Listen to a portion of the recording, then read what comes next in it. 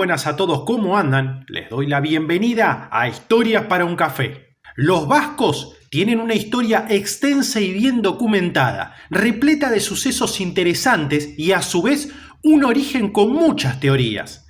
En este video vamos a conocer más acerca de este pueblo, desde su origen hasta el nacionalismo vasco. En caso de que este tipo de contenido sea de tu agrado, te invito a suscribirte, así estás al tanto de los nuevos videos. También agradezco a los colaboradores del canal que ayudan a que pueda seguir creando este tipo de contenido. En caso de que quieras ayudar, podés hacerlo desde el botón unirme. Ahora sí, comencemos con el video.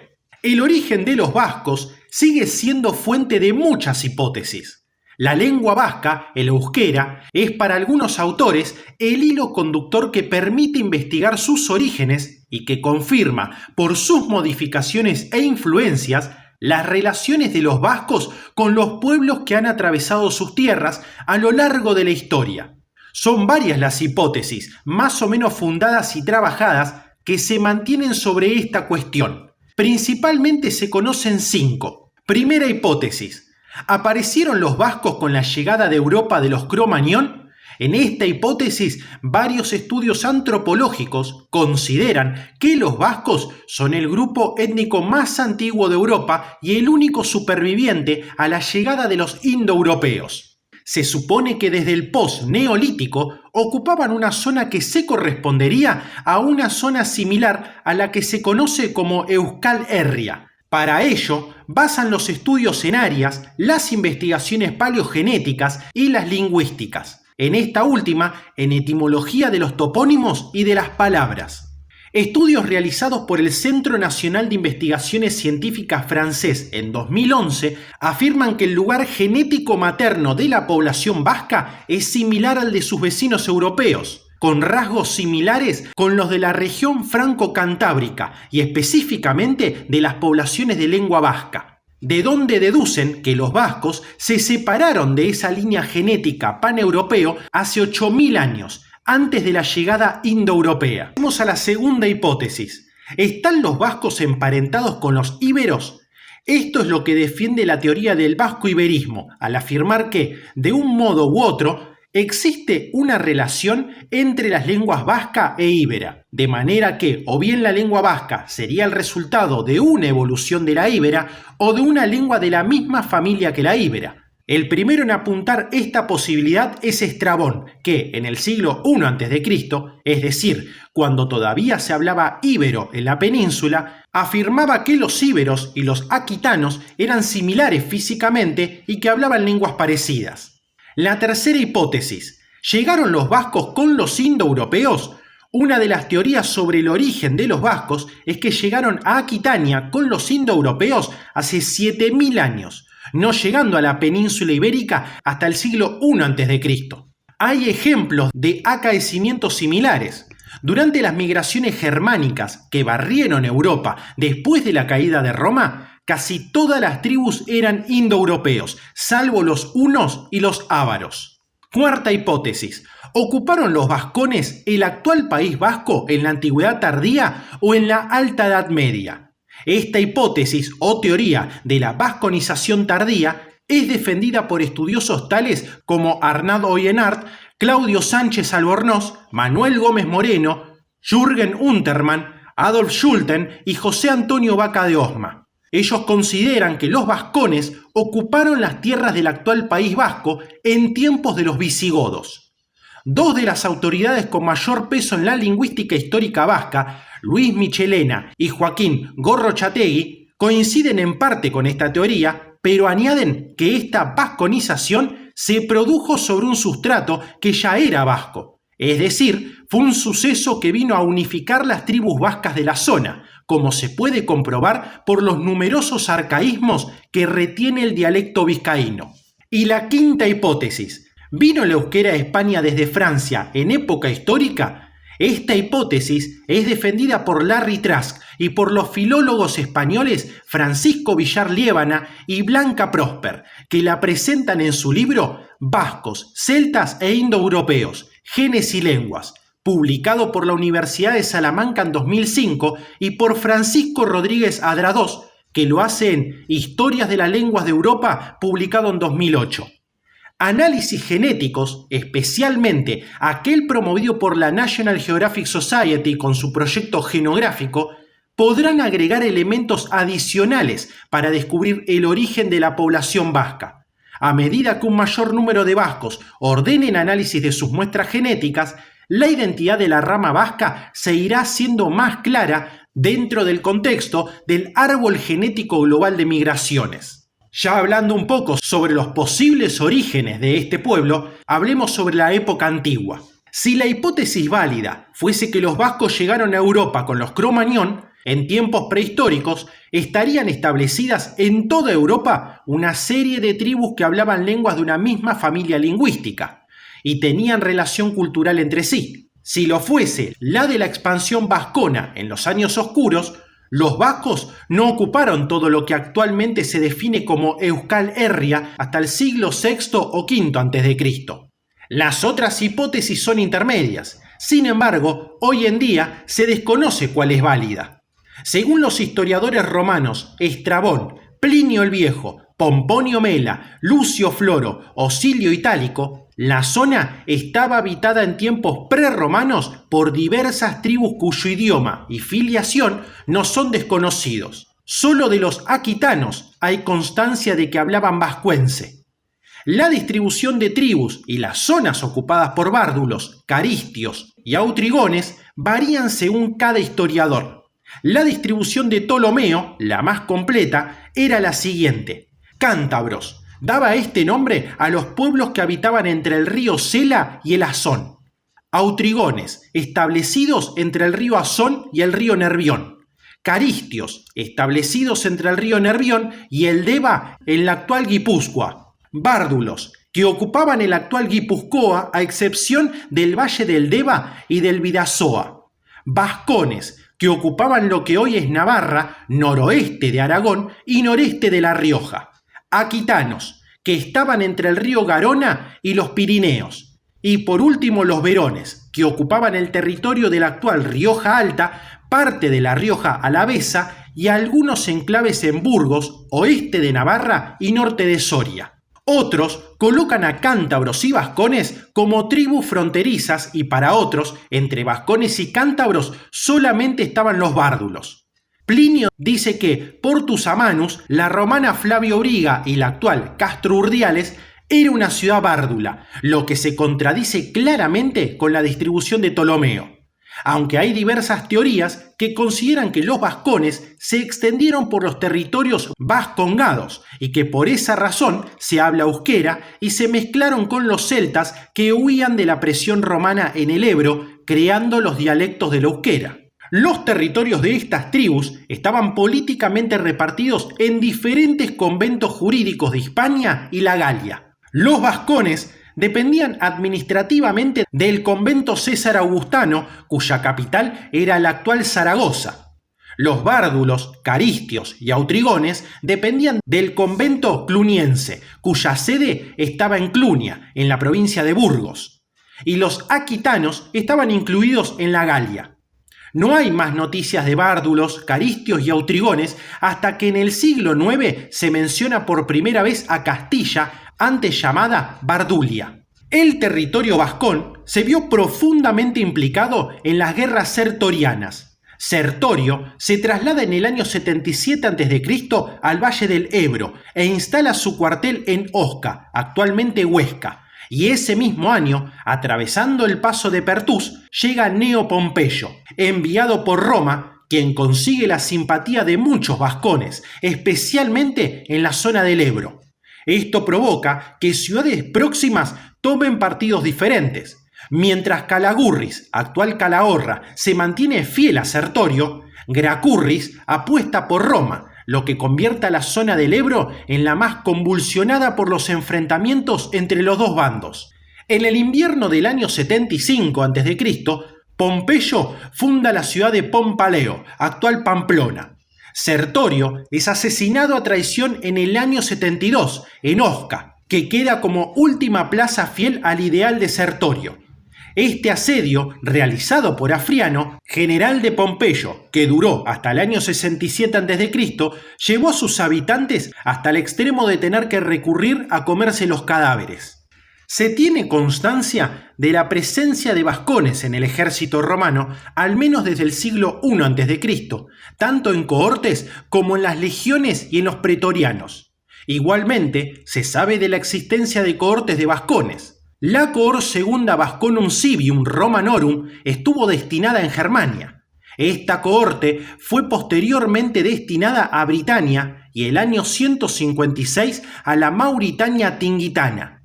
Augusto tuvo su guardia personal formada por vascones y verones calagurritanos, que fueron licenciados tras vencer a Marco Antonio.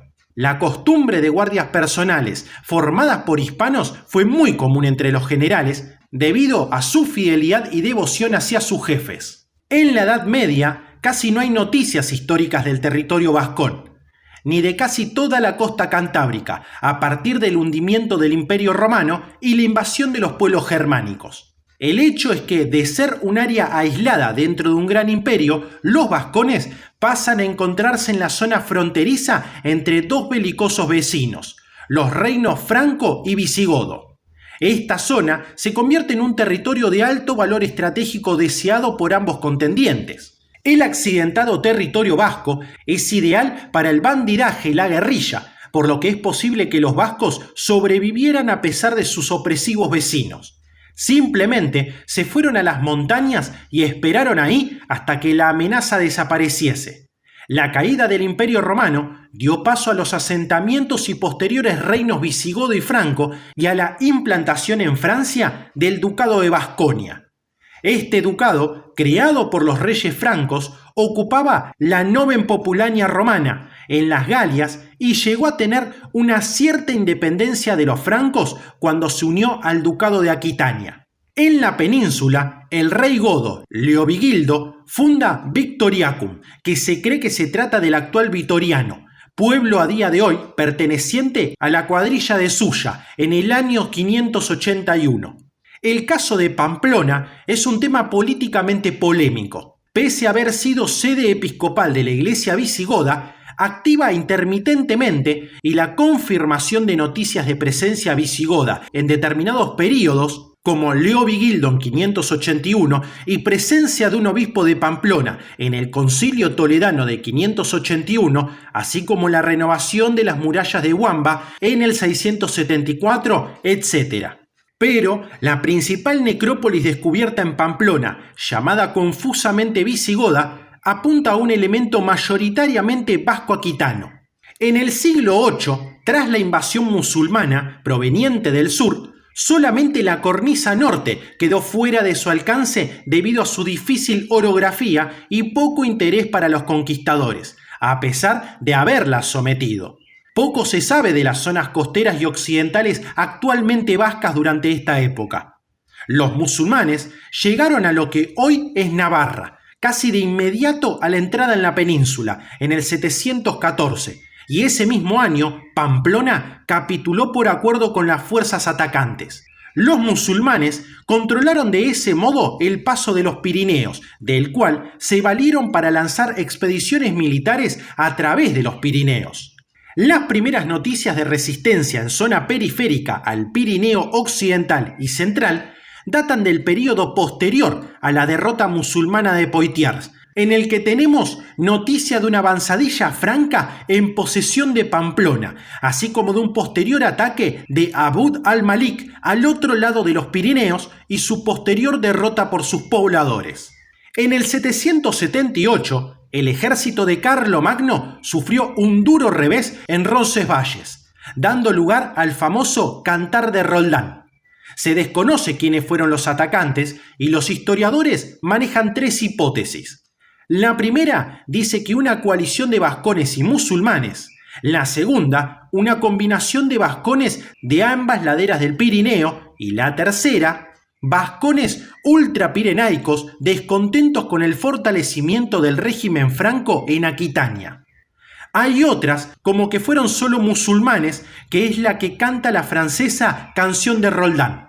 Se cree que tras la abordada toma de posesión de Zaragoza, el emperador, con temor de exponer la seguridad del ejército franco, que se reunificó tras las tomas de Pamplona y Barcelona en sus retaguardias, decidió allí mismo regresar a Francia por la zona menos expuesta a un encuentro con fuerzas cordobesas por el Levante. Tras cruzar el Pirineo, como así ya habían hecho en otros lugares y posteriormente tratarían allí mismo, el establecer alguna guarnición en Pamplona como marca o avanzada militar para en lo sucesivo proteger los pasos y el puerto principal a un acceso musulmán o desde donde lanzar otra tentativa. Sería esta retaguardia y su noble gobernante Roland o Roldán los que arrasaran Pamplona o serían masacrados tras Rosenvalles, aunque no necesariamente en el puerto, lo que no haría desistir a los francos de ocupar la plaza permanentemente en futuras incursiones. Al producirse las primeras revueltas del litoral cantábrico circa en el 722, los territorios peninsulares occidentales quedan pronto incorporados al reino de Asturias, mientras que los peninsulares orientales y los continentales permanecen semiautónomos dentro del ducado de Vasconia. Tras la conquista de Aquitania por Pipino el Breve, Carlomagno fue anexionando territorios pirenaicos a su incipiente imperio, que formaron parte de la Marca Hispánica. En el primer cuarto del siglo IX, Inigo Arista funda, a partir de la parte navarra de la Marca Hispánica, el reino de Pamplona. Los vascos tomaron parte activa en la Reconquista. Las tierras fronterizas de Álava fueron ocupadas y los reyes llamaban a los vascos para colonizar nuevos territorios. A lo largo de la Edad Media había ido formándose una sociedad muy compleja en la que los linajes feudales habían ido perdiendo importancia en favor de las actividades y los sectores sociales ligados a las villas. Estas eran núcleos de población urbanos establecidos en virtud de una carta puebla, otorgada por el rey o por el señor, en la que se fijaban los derechos y deberes de sus residentes, mayoritariamente dedicados a actividades relacionadas con el comercio y la industria. El proceso, que comenzó a finales del siglo IX en Navarra, se aceleró en los siglos siguientes hasta culminar en los últimos años del siglo XIII con la fundación de numerosas villas vizcaínas. La mayor parte de las cartas pueblas se inspiraron en los fueros municipales de Jaca, del 1063 y de Logroño, otorgado en 1095. Ambos, además de garantizar la libertad de comercio dentro de la villa, otorgaban a sus moradores importantes garantías judiciales que los ponía a salvo de las arbitrariedades de la justicia feudal que imperaba en el campo. El conflicto con los intereses de los parientes mayores, cabezas de los antiguos linajes que dominaban el mundo rural, no se hizo esperar y desembocó en las llamadas guerras de bandos, manifestación de un conflicto que se dio por las mismas fechas, entre el siglo XIV y siglo XV, en otras partes de Europa, y que no hacía sino expresar las tensiones que acompañaron el nacimiento del mundo moderno. Desde el punto de vista político-institucional, Álava, Guipúzcoa y Vizcaya, tras oscilar a lo largo de la Edad Media entre las órbitas navarra y castellana, se integraron en la corona de Castilla en diferentes momentos de la historia, conservando sus propias leyes e instituciones.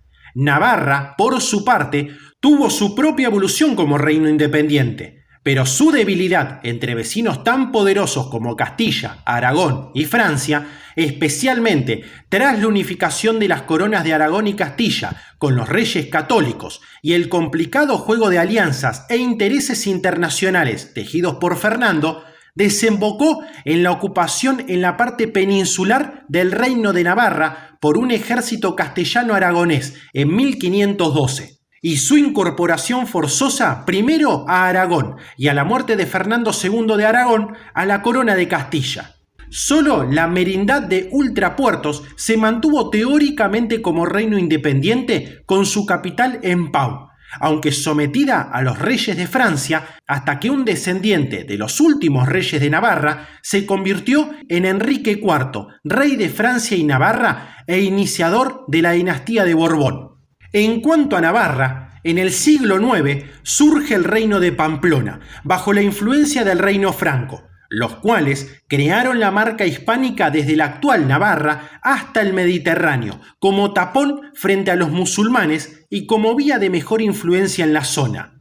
Íñigo Arista fue elegido jefe para luchar contra los francos y fue coronado como rey de Pamplona.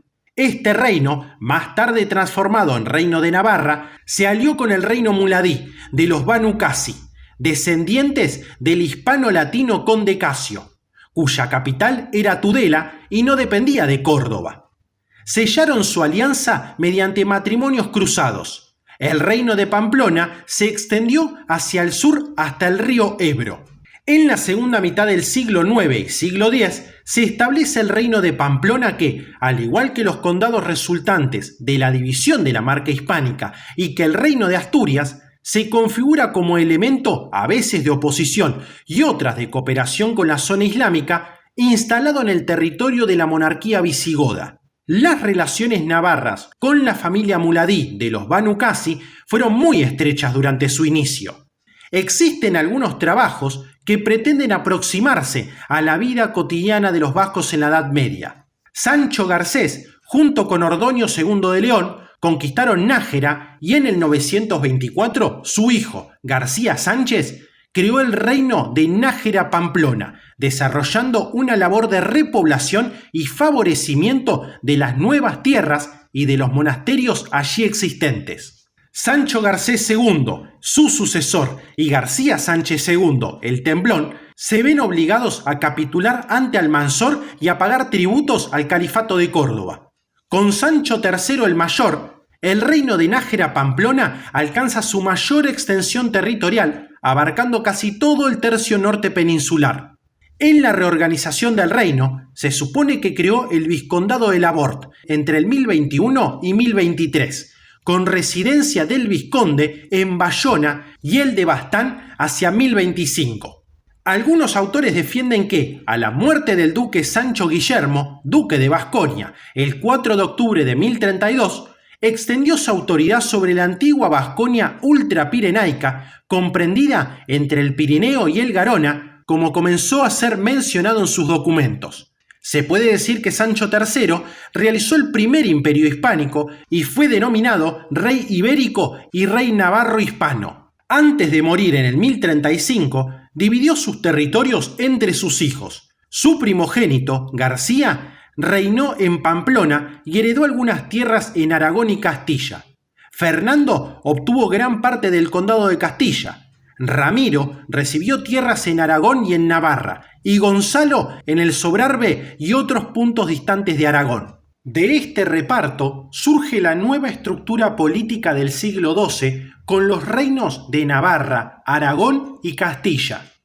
El reino de Nájera-Pamplona está incorporado entre 1076 y 1134 en la corona aragonesa, de la que se separa en el reinado de García Ramírez. En el 1200, bajo el reinado de Sancho el Fuerte, pierde Álava, Guipúzcoa y el Duranguesado, que es conquistada por el monarca castellano Alfonso VIII, ayudado por gran parte de la baja nobleza alavesa y mandado por el señor de Vizcaya. En la conquista logran tomar Vitoria, tras un largo asedio que duró 7 meses, con un ejército compuesto en su mayoría por alaveses. En Guipúzcoa pacta su integración en Castilla, aprovechando las desavenencias del pueblo con la nobleza y el duranguesado. Una vez anexionado, es entregado al señor de Vizcaya como recompensa por los servicios prestados en la batalla de las Navas de Tolosa. Navarra, separada ya de los otros territorios peninsulares vascos, se ve obligada a orientar su política de expansión hacia el norte y el este, así como en territorios franceses de ultrapuertos y la franja fronteriza con Aragón. La presión de Castilla y Aragón hacen que, buscando la supervivencia del reino, a la muerte de Sancho VII el Fuerte en 1234 sin descendencia, esté entre la órbita de Francia con la instalación de la Casa de Champaña y posteriormente de los Capetos. La Casa de Évreux inaugura una etapa de interesantes relaciones peninsulares y europeas, sobre todo con Carlos II. Carlos III el Noble destaca por la prosperidad material y cultural que se desarrolló, que al contrario que sus antecesores, Vivió y gobernó en Navarra, centrándose en la política interna. Ya hablamos sobre Navarra, ahora hablemos sobre Vizcaya.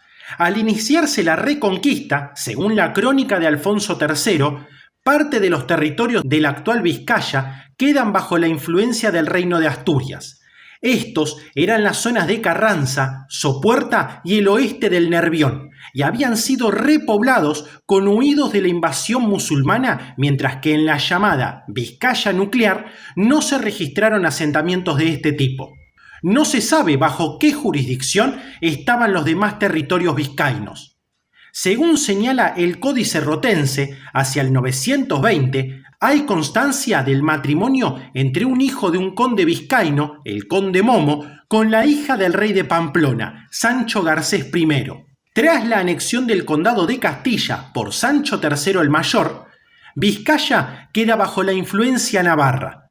En 1040 era señor de Vizcaya Íñigo López Esquerra, primer señor de Vizcaya que gobernaba la Vizcaya nuclear. El regicidio de Peñalén, en 1076, marcó un punto de inflexión al marcar la desintegración del reino pamplonés. Íñigo López se sitúa bajo la influencia política del rey castellano Alfonso VI, pasando de esta forma a vincularse con Castilla. En agradecimiento es nombrado primer señor de Vizcaya, título otorgado con carácter hereditario. Lope Íñiguez, hijo de Íñigo López, reunió en sus manos el señorío de Vizcaya, el condado Alavés y la tenencia guipuzcoana que mantuvo hasta 1093. Su hijo, Diego López I, adquirió la tenencia de Haro, pasando a añadir el locativo Haro a su apellido. En 1135, la Vizcaya nuclear vuelve a estar bajo órbita navarra en el marco de las guerras que se dieron a raíz de la ruptura matrimonial de la hija de Alfonso VI de Castilla, Urraca, con el rey navarro Alfonso I el Batallador. El señorío se situó de parte castellana, pero el Batallador resultó triunfante en 1124, pasando a su dominio. Sancho VII el Fuerte perdió el dominio sobre Vizcaya en 1180, cuando pasó definitivamente a pertenecer a Castilla, siendo señor de Vizcaya Diego López de Haro II, quien lo convirtió en un señorío jurisdiccional, patrimonial y hereditario. Las encartaciones siguen en el reino de Castilla y se van incorporando a Vizcaya en diferentes fases. Santurce y Solajuela lo hacen en el siglo XI, Somorrostro y Carranza en el XII, La Nestosa en el XIII y Balmaceda en el XIV. El duranguesado sigue en el reino de Navarra hasta que en el 1200 pasa a ser castellano. Alfonso VIII de Castilla lo cede en 1212 al señor de Vizcaya, Diego López II de Haro, como recompensa por los servicios prestados en la batalla de las Navas de Tolosa. Ahora hablemos sobre Álava. Inicialmente en el reino de Asturias y en el caso de Álava, luego en el de León, fue absorbida por el reino de Navarra y en 1200 pasó a formar parte del reino de Castilla después de la conquista de Vitoria por parte de Alonso VIII, según se aprecia en las actas castellanas tituladas Narración de la toma de Vitoria y Guipúzcoa, año 1199. Según estas, la toma de Vitoria habría sido llevada a cabo por gran parte de la población que hoy formaría la provincia de Álava, lo que se debería al apoyo de la nobleza baja de Álava. Las tropas eran mandadas por el señor de Vizcaya. El paso de Álava a depender de la corona castellana se dio en 1332 con el pacto denominado Voluntaria Entrega que se realizó entre la cofradía de Arriaga y el rey Alfonso XI de Castilla. En este pacto se ponen las bases del futuro político del territorio y de su fuero. La cofradía solicitó al rey 21 peticiones que fueron aceptadas por este. Esto estableció una soberanía compartida entre el monarca y los señores del sistema feudal. En Guipúzcoa, al igual que Álava, pasó a formar parte del reino de Castilla en 1200. En este caso, el rey castellano usó una estrategia contraria a la alavesa y en lugar de asegurarse la lealtad de la nobleza, se aseguró la lealtad de la población que estaba sometida a la nobleza. De ahí que los reyes castellanos crearan numerosas villas. Así pues, en solo 30 años, los reyes de Castilla crearon más de 4 villas. No hay constancia de que haya habido acuerdo entre los señores de Guipúzcoa y el rey castellano. Este asunto ha sido muy debatido sin que se haya llegado a poder definirlo fehacientemente. Según las capitulaciones de 1200, los guipuzcoanos pasaban a ser vasallos del rey de Castilla, integrándose voluntariamente. Hay otra versión que señala que Guipúzcoa se confederó a Castilla, por lo que sus habitantes no eran vasallos reales.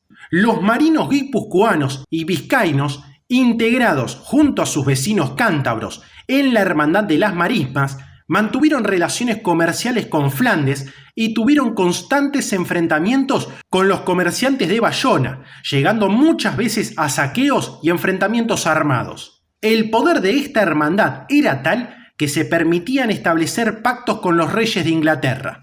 Los territorios vasco-franceses quedan integrados en el carolingio Condado de Gascuña en el 781 y se integraron en el Ducado de Aquitania en 1063. Como parte de Aquitania, pasaron a depender de la Corona de Inglaterra en 1152. La actual Baja Navarra fue entregada a mediados del siglo XI al Reino de Navarra. Esta medida no fue aceptada por los varones locales, que se mantuvieron en rebeldía hasta que en 1191 Ricardo Corazón de León se la entregó nuevamente al rey de Navarra. Por otra parte, Bayona estuvo dominada por los normandos entre el 846 y el 982. Hacia el final de la Edad Media, con la muerte de Carlos III, el Noble, entró la inestabilidad dinástica con las casas de Foix y Albret. Juan II de Aragón fue rey de Navarra hasta que murió su mujer y titular de la corona, Blanca I de Navarra. Al morir, el trono se disputó entre su viudo Juan II y su hijo Carlos de Viana, entre dos bandos navarros. El bando agramontés apoyó a Juan II de Aragón, mientras que el bando beaumontés al príncipe de Viana. A pesar de que ganó, este último murió en extrañas circunstancias y el trono recayó en su hermana Leonor de Foix, mientras que Juan II, al volver a casarse, perdía sus derechos en el trono navarro. Fernando el Católico, hijo de Juan II de Aragón, consiguió ocupar militarmente Navarra, con la ayuda esta vez del bando beaumontés, mientras que, al contrario que la anterior guerra, el bando agramontés apoyaba a los reyes de Navarra Juan de Albret y Catalina de Foix. En 1512, un ejército castellano entra en Navarra por el oeste al mando de Fadrique Álvarez de Toledo, segundo duque de Alba, y la mayor parte del reino de Navarra resulta invadida militarmente. Previamente, el monarca aragonés había conseguido del Papa Julio II la proclamación de una bula, la Pastor Ile Calestis, que excomulgaba a los aliados del rey francés como enemigos de la Liga Santa. La firma del Tratado de Blois, con el que los reyes navarros pretendían asegurarse la neutralidad en la guerra entre Francia y Castilla, sirvió como pretexto a Fernando el Católico para invadir Navarra como aliada supuestamente de los franceses. Posteriormente, en una segunda bula, en 1513, denominada Exigit Contumacium, la casa de Albret quedaba desposeída de su reino y se liberaba a los súbditos navarros del juramento de fidelidad a sus reyes, quedando el reino a merced de quien primero lo tomara. Según algunos historiadores, como Arturo Campión, esta bula era falsa, mientras que muchos otros historiadores sostienen la veracidad de la bula pontificia, como el historiador navarro Víctor Pradera en su libro Fernando el Católico y los falsarios de la historia, cuya versión ha sido luego corroborada por varios historiadores como José Lacarra, Prósper Boisonade, Jaime del Burgo o Luis Suárez Fernández. Otros autores como John Oria no dudan de la veracidad de las bulas, pero alegan que presentan indicios de manipulación realizada por el papado o por Aragón. La importancia de la citada bula reside en que no era justa causa de guerra para la época que un rey conquistara otro reino católico, Pero una vez promulgada la bula, los reyes de Navarra eran considerados como príncipes desposeídos de sus territorios y se eximía a sus súbditos de rendirles obediencia, por lo que el rey castellano podía hacerse justamente con sus territorios. En 1513, las Cortes de Navarra, estando solo los beaumonteses, nombran a Fernando rey de Navarra. En 1515, las Cortes de Castilla anexan Navarra a la corona de Castilla por el Tratado de Burgos, con un régimen foral especial. Lo interesante es que en esta reunión no estuvo ningún navarro presente. Posteriormente, primero Juan de Albret y Enrique II de Navarra intentaron recuperar Navarra en 3 ocasiones, en 1512, en 1516 y en 1521, cuando reinaba ya Carlos I de España. En esta última ocasión se consiguió recuperar en poco tiempo todo el reino, gracias al alzamiento generalizado de los navarros de toda Navarra. Posteriormente, el 30 de junio de 1521, se produjo la batalla de Noain, donde la derrota de las tropas franco-navarras determinó el destino de Navarra. Aún se produjeron 2 focos de resistencia, uno en la batalla de Amaiur en 1522, donde hay un monolito que recuerda la batalla y el fin de la independencia de Navarra, y otro hasta febrero de 1524 en el castillo de Fuenterrabía. En 1524, la Navarra peninsular, manteniéndose como reino, quedó consolidada en la corona de Castilla.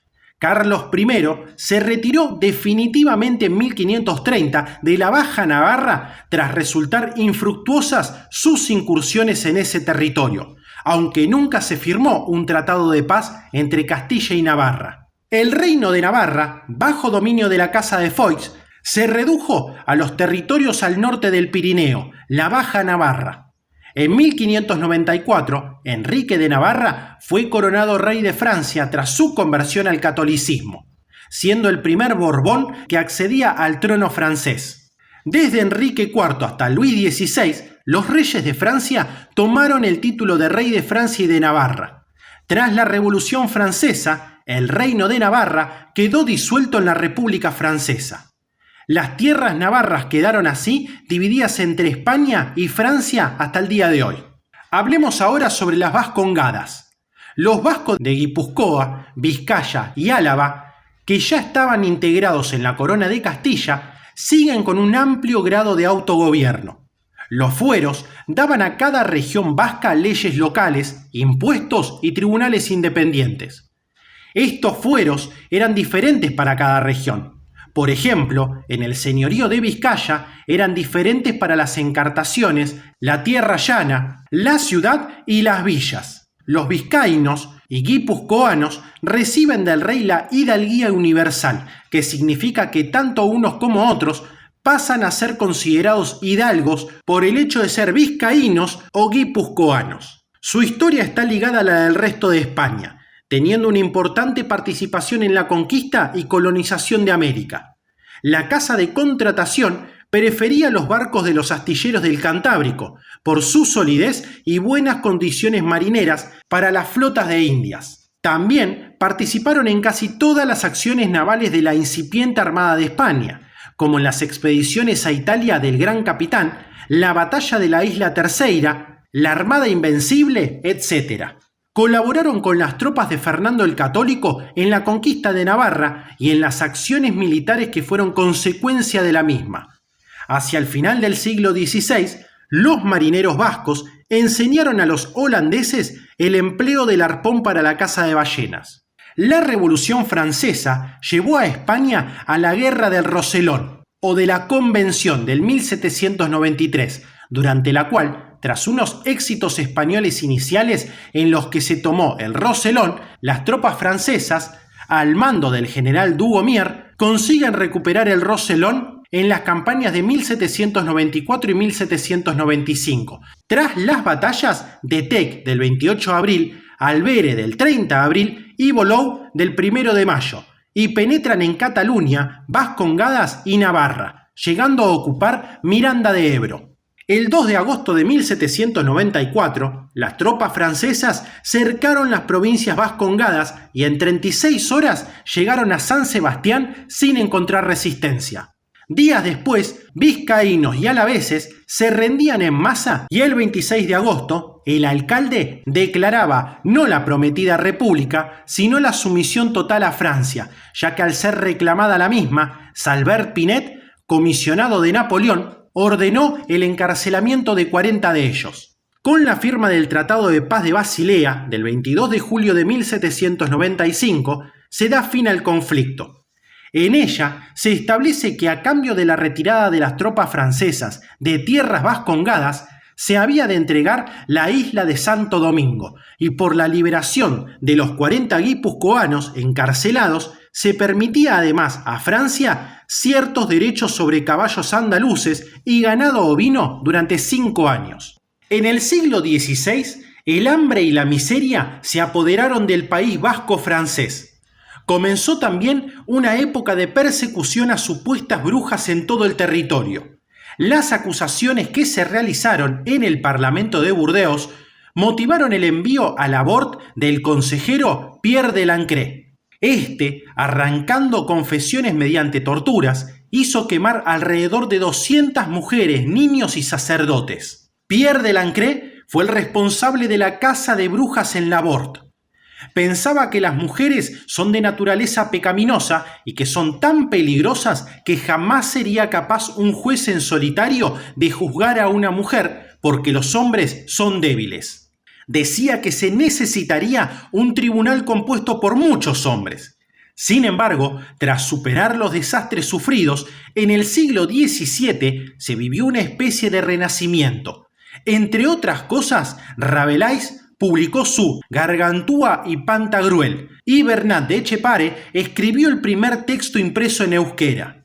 El autogobierno de las provincias vascas del norte tuvo su fin con la Revolución Francesa, que centralizó el gobierno y abolió todos y cada uno de los privilegios locales que garantizaba el antiguo regimiento. Algunos vascos se vieron forzados a tomar posturas contrarrevolucionarias, mientras que otros, como Dominique Joseph Garat, participaron activamente en la revolución. Más adelante, cuando los ejércitos napoleónicos invadieron España y el reino de Navarra, encontraron casi desde el principio fuerte resistencia, aunque ha sido habitual dar por supuesto lo contrario. Como los franceses entraron en el territorio como aliados del gobierno español, fueron bien recibidos. Las primeras tropas cruzaron el Bidasoa en otoño de 1807, teóricamente rumbo a Portugal. Al cabo de un par de meses, los franceses comenzaron a ocupar todo el territorio vasco, provocando una creciente desconfianza. El punto de inflexión fue la toma a traición de la ciudadela de Pamplona en febrero de 1808. A partir de aquel momento empezaron acciones de guerrilla a pequeña escala contra los franceses, patrón de conducta que se repitió en otras provincias españolas. Surgieron guerrilleros como Gaspar de Jauregui, el pastor, que llegó a mandar a 3.000 hombres y alcanzó el grado de coronel, y al que se le unió el joven Zumalacárregui, que luego sería una de las máximas figuras de las guerras carlistas. De los 4 batallones iniciales en la Guerra de la Independencia, uno era solo vasco. Posteriormente, en el País Vasco y Navarra, se dio también el movimiento guerrillero contra Napoleón. En Guipúzcoa destaca la figura del cura Santa Cruz y en Navarra la de Francisco Espoz Mina. La última parte de España en la que se mantuvieron los franceses fueron las provincias vascongadas. La invasión acabó el 31 de agosto de 1813 con la expulsión de los franceses de San Sebastián por parte del ejército aliado anglo-luso, que tal y como había hecho anteriormente, procedió a cometer el llamado incendio de San Sebastián, siendo la ciudad saqueada por las tropas anglo-lusas durante 3 días, sufriendo la población civil las consecuencias de los robos y asesinatos cometidos, siendo incendiada y destruida a continuación. Ese mismo día tuvo lugar en Irún la denominada Batalla de San Marcial en los Altos del mismo nombre, y que enfrentó al sexto ejército español al mando del general Freire y a tropas napoleónicas al mando del mariscal Soult. Después de un día entero de sangrientos combates, la batalla terminó con la victoria de las armas españolas.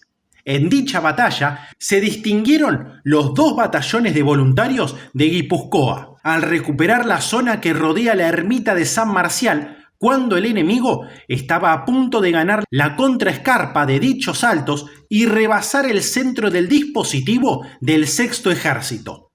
Dichos batallones tuvieron bajas que alcanzaron el 50% en algunas compañías. Durante las varias guerras civiles que sufrió España en el siglo XIX, los fueros fueron defendidos por los tradicionalistas y nominalmente absolutistas carlistas, mientras que las luego victoriosas fuerzas constitucionalistas se oponían a ellos. Los carlistas reclamaban la corona de España para Carlos, el cual había prometido defender el sistema foral vasco y navarro.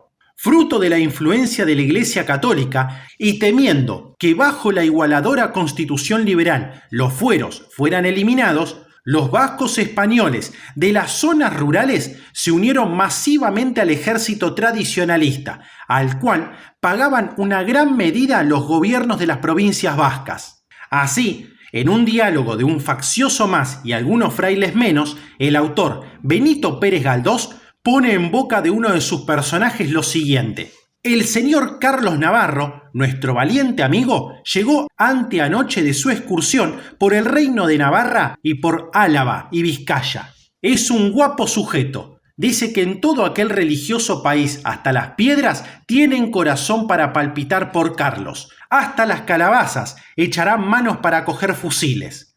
Las campanas allí, cuando tocan a misa, dicen no más masones. Y el día en que haya guerra, los hombres de aquella tierra serán capaces de conquistar a la Europa mientras las mujeres conquistan al resto de España. Por otro lado, las fuerzas del ejército isabelino tuvieron apoyos vitales en las grandes ciudades como Bilbao, así como de los británicos y por legiones portuguesas, ya que estos gobiernos apoyaron a Isabel contra los carlistas. Durante la Primera Guerra Carlista, al aumentar entre los carlistas las diferencias entre los bandos apostólico, que era el bando oficial, y navarro, el bando de base vasca, estos últimos firmaron un armisticio en el que los isabelinos prometían mantener los fueros. El Convenio de Vergara, firmado el 31 de agosto de 1839 y escenificado con el abrazo entre los generales Espartero, liberal, y Maroto, carlista, ante los batallones de ambos ejércitos, puso fin a las hostilidades. En su artículo primero, el convenio decía literalmente: el capitán general Baldomero Espartero recomendará con interés al gobierno el cumplimiento de su oferta de comprometerse formalmente a proponer a las Cortes la concesión o modificación de los fueros. El resto de los artículos regulaba las condiciones en que los soldados carlistas podían regresar a sus casas y sus oficiales integrarse en el ejército liberal. Pese a una relación tan ambigua y tan poco comprometedora para el jefe del ejército victorioso, el 25 de octubre de 1839, la reina sancionaba una ley cuyo artículo primero confirmaba los fueros de las provincias vascongadas y de Navarra sin perjuicio de la unidad constitucional de la monarquía. El segundo comprometía al gobierno a escuchar a los representantes de las provincias antes de proceder a las modificaciones que se considerasen necesarias. No obstante, ante la amenaza que podía suponer la redacción para la continuidad del sistema foral, la élite dominante del país, compuesta por los liberales fueristas que dominaban los centros urbanos y por los propietarios agrícolas que, pese a su ideología conservadora, supieron adaptarse al final del antiguo régimen, consideraron confirmados los fueros en todos sus extremos y dedicó sus mejores esfuerzos a dilatar primero y a impedir después las negociaciones con el gobierno central para la prevista modificación foral. En adelante, tal ley sería designada por los representantes de las provincias como ley confirmatoria de los fueros.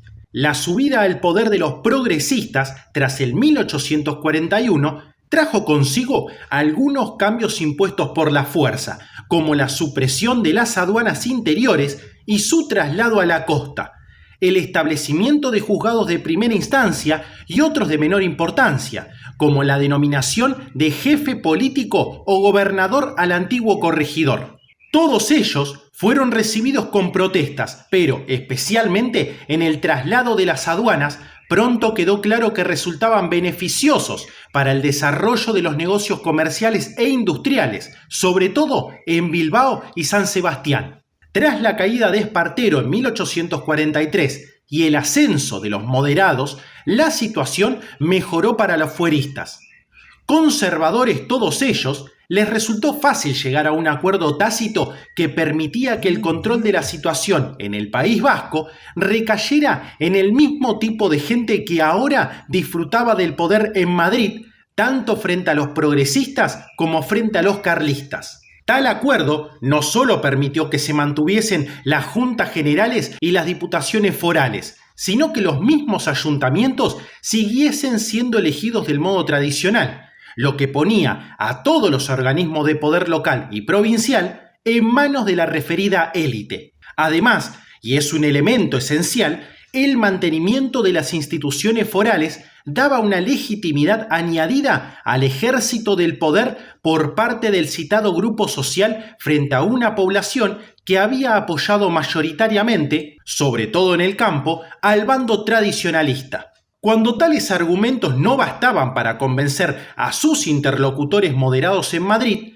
los representantes de las provincias no dudaban en acudir a una supuesta amenaza de una nueva sublevación carlista para conseguir sus objetivos. Por lo que se refiere a Navarra, allí las cosas se aclararon antes. Cansados los representantes del viejo reino de las tácticas dilatorias utilizadas por las otras provincias, se apresuraron a llegar a un acuerdo con el gobierno central que se tradujo en la llamada Ley Paccionada del 16 de agosto de 1841. Aunque se implantase el mismo régimen jurídico que imperaba en el resto de España, se mantenía un cierto autogobierno financiero.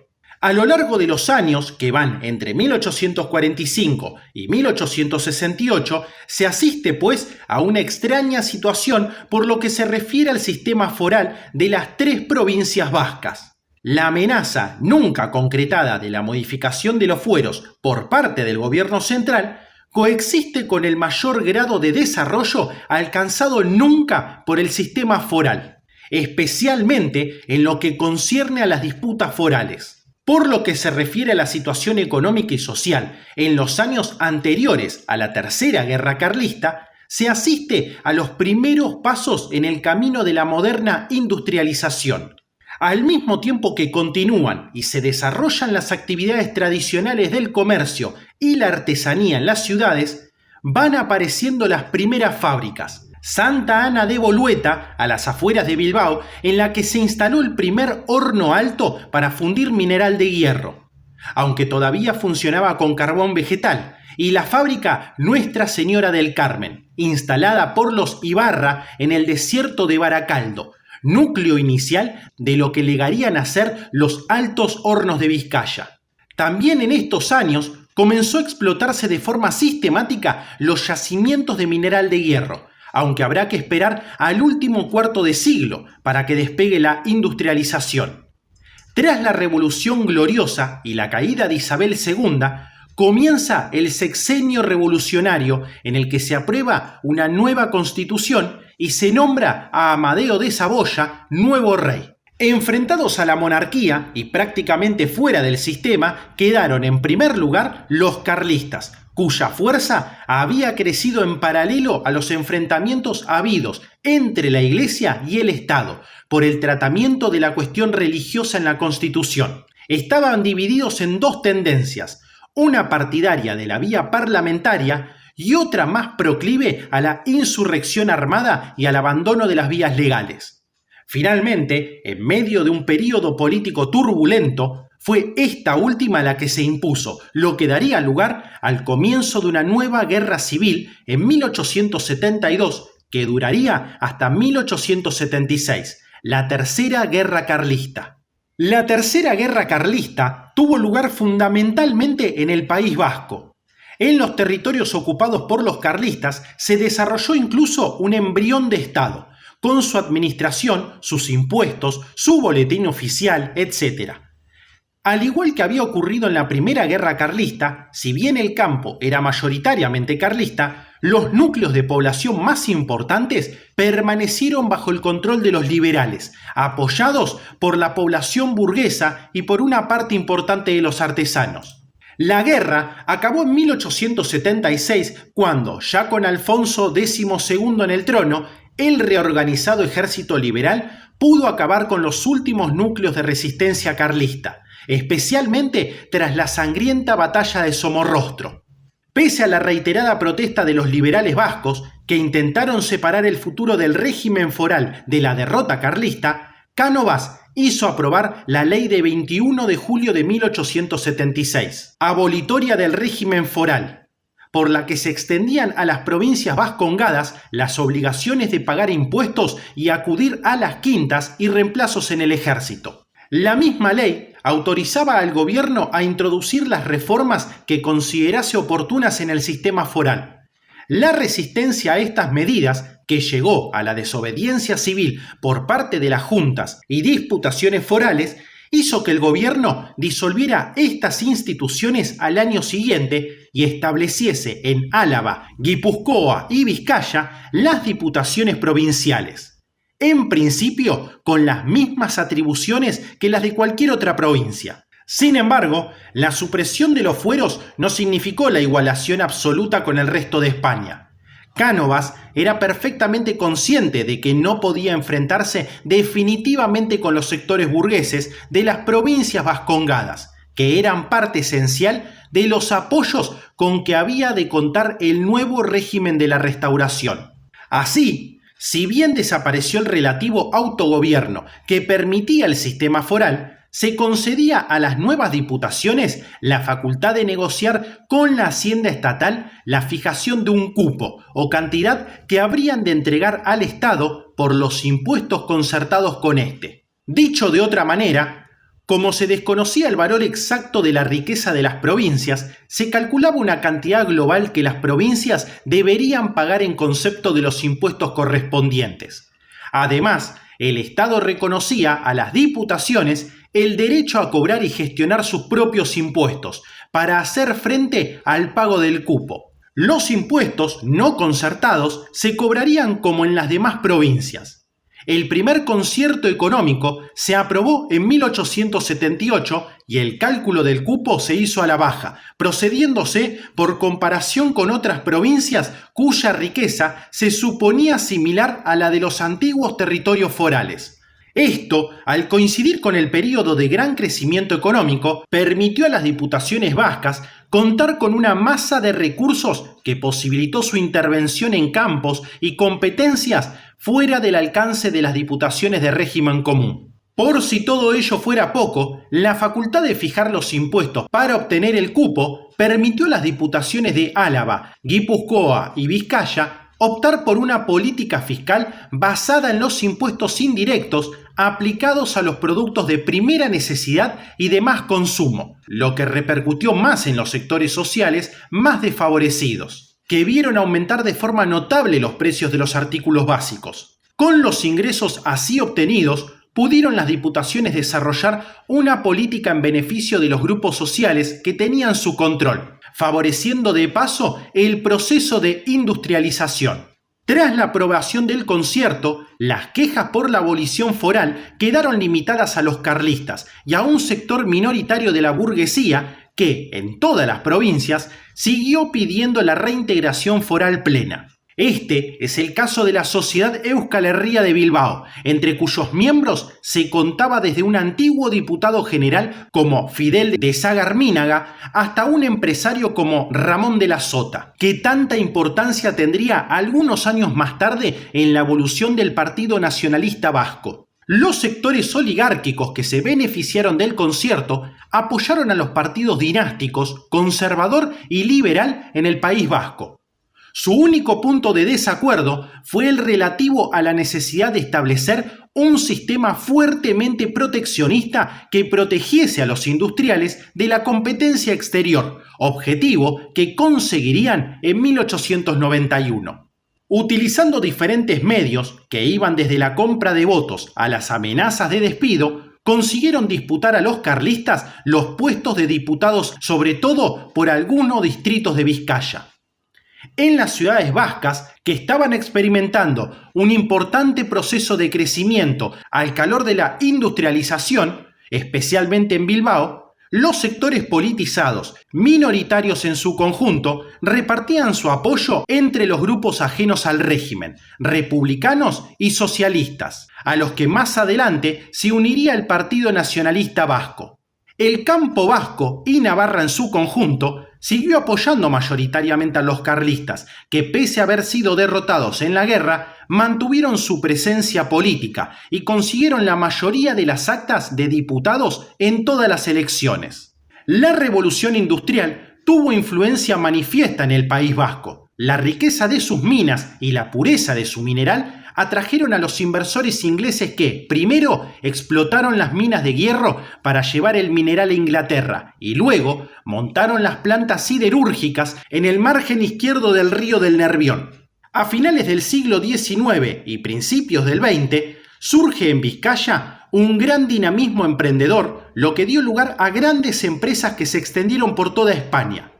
Nombres como Horacio Echevarrieta, Pedro Pascual Gandarias y su hijo Juan Tomás Gandarias, Urquijo, Durañona, Ibarra, Aguirre, Ampuero, se implicaron en industrias de todo tipo, invirtiendo en minas, siderurgia, navieras, bienes de equipo, explosivos, urbanismo, producción energética, ferrocarriles, sector financiero, etc., llegando a controlar entre estas familias afincadas en el barrio de Neguri de Guecho, en los años 30 del siglo XX, las 3/4 partes del acero y la mitad del hierro que se producían en España. La incipiente industria requería mucha mano de obra. A finales del siglo XIX, la inmigración procedente de otros lugares de España es muy alta, lo que hace que se cree un contraste cultural fuerte. Hasta entonces, las personas de recursos que podían estudiar debían ir a las universidades castellanas y solían hablar un buen castellano, mientras que los que no estudiaban no sabían hablarlo. Esto hacía que el hecho de hablar castellano denotara una clase social superior y, por el contrario, el no saberlo era sinónimo de pertenencia al mundo rural.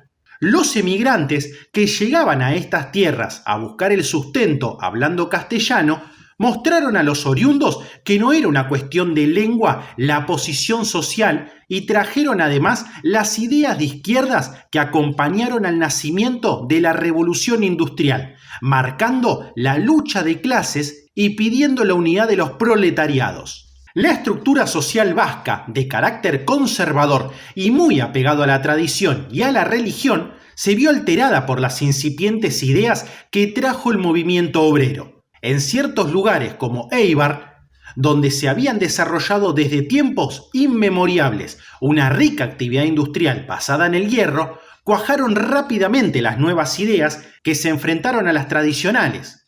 En otros dieron sucesos de huelgas y luchas donde la población fue abriéndose a los nuevos pensamientos y tomando conciencia de la nueva sociedad que estaba surgiendo. Ejemplo de ello es la huelga de los obreros eibarreses de Esperanza y Unceta, que realizaron en el otoño de 1913 en Guernica. El nacionalismo vasco nace en Bilbao a fines del siglo XIX con Sabino Arana, cuya obra surge en un momento de crisis de la sociedad tradicional vasca debido, por un lado, a la abolición del sistema foral tras la Tercera Guerra Carlista, y por otro, a las profundas transformaciones socioeconómicas que trae la industrialización.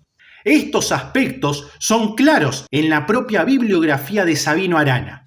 Su padre, propietario de unos pequeños astilleros que construían barcos de madera, tuvo que exiliarse al finalizar la Tercera Guerra Carlista por su participación en la misma al lado del pretendiente, y su empresa no fue capaz de hacer frente a la nueva situación creada por la proliferación de buques con casco de acero. El fundador del nacionalismo vasco se educa, pues, en un medio en el que están muy presentes los traumas producidos por la realidad en que se envuelve el País Vasco en el último cuarto del siglo XIX. Numerosos autores han señalado la importancia de estos hechos en la obra de Sabino Arana, cuya teoría política parece reflejar la sensación agónica de estar presenciando la desaparición de un mundo que se quisiera preservar. Junto a estos factores, otro rasgo destaca en la obra y en la vida de Sabino Arana: el integrismo religioso, último motor de su pensamiento, hasta el extremo de llevarle a posiciones que harían difícil la expansión de sus ideas entre una sociedad como la bilbaína, relativamente moderna y liberal. El énfasis que Sabino Arana pone en la independencia de Vizcaya primero y de Euskadi después nace tanto del fuerismo histórico que desde el siglo XVI justifica las peculiaridades vascas en la idea de la independencia originaria frente a las diferentes invasiones de la península, como de la necesidad de separarse de un país, España, corrupto por liberal e irreligioso. El lema adoptado por Sabino Arana, Dios y ley vieja, le sirve para articular su pensamiento. Dios es el elemento central del pensamiento sabiniano. La independencia se hace necesaria para conseguir la salvación de Euskera, y España es odiada porque corrompe a los vascos. La raza vasca no debe mezclarse con la española para así salvaguardar sus caracteres de raza cristiana, por lo que la lengua vasca ha de ser utilizada para evitar el contagio. Donde se pierde el uso del euskera, se gana en inmoralidad. La blasfemia y el carácter irreligioso y las costumbres inmorales y criminales del invasor maqueto se hacen en campo de Vizcaya en razón directa de las conquistas que hace el idioma castellano. Del lema La Guisarra supone volver a alcanzar la independencia política de unos territorios que no son España ni por raza ni por lengua. Para Sabino Arana, la raza, expresada en los apellidos, es el elemento que define la nación, y la lengua es la barrera frente a lo extranjero, lo maqueto, por lo que en el País Vasco solo ha de utilizarse la lengua vasca por los naturales del país. El integrismo religioso latente en las propuestas políticas de Arana queda de manifiesto en el propio lema sabiniano al integrar a Dios. El mismo simbolismo encontramos en el diseño de la icurriña, elaborada entre Sabino Arana y su hermano Luis Arana. La cruz blanca alusiva a Dios se coloca por encima de la tradición representada en la cruz verde de San Andrés, y ambas se superponen al fondo rojo que simboliza al pueblo. Tras presentar sus ideas en público en el llamado Discurso de Larrazabal en 1893, Sabino Arana comienza una labor de proselitismo y exposición de sus ideas en varios periódicos fundados y dirigidos por él mismo, hasta llegar a la creación en 1894 del Euskeldun Batzokija, embrión del futuro Partido Nacionalista Vasco, que se constituye como sociedad política recreativa. El Partido Nacionalista Vasco se funda en 1895, aunque al principio tuvo un carácter cerrado y clandestino, con posiciones radicalmente independentistas, que lo situaban prácticamente al margen del sistema legal. Este radicalismo impedirá que se integren en el nuevo partido elementos distintos a aquellos de origen integrista y carlista, que ya habían participado en el Batzoki. Habrá que esperar algunos años para que se les una otro grupo de personas procedentes de la sociedad Euskal Herria.